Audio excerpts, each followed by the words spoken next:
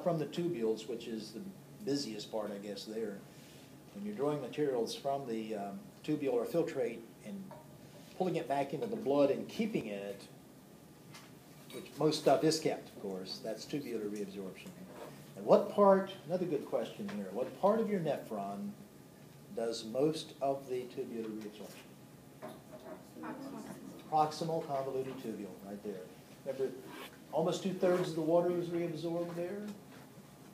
And glucose, most of the sodium and other electrolytes are reabsorbed there and so on.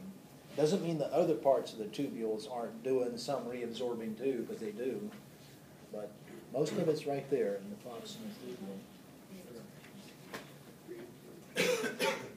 Now, I have it right up here, of course. I don't know why I'm asking this, but I'm going to do this.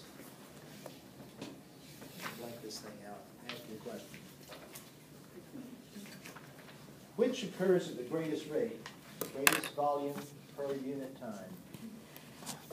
Renal blood flow or tubular, or glomerular filtration? Which is the greatest amount? Oh yes, renal blood flow. You can get over 1 liter of blood flow into your kidneys in 1 minute, but your filtering, I should say, about 105 to 125 milliliters per minute are going into the tubules to be filtered. Now, what is the driving force that causes filtration? Osmosis. Osmosis certainly is involved to a degree, but it's mostly blood pressure, blood hydrostatic pressure.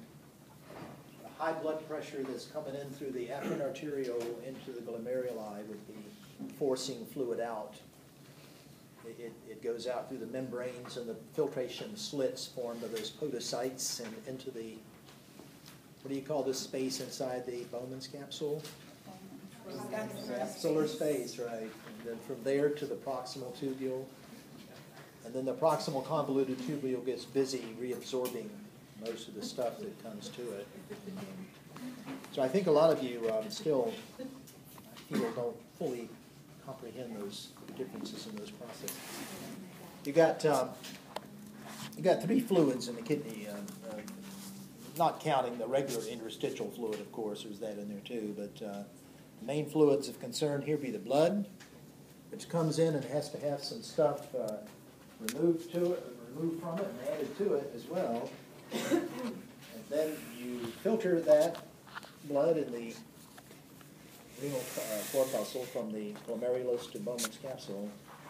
Then you have filtrate that goes down the tubules, and that's worked over and processed into the simplest and final product, which is urine, which we eliminate from the body. A lot going on in between there, of course.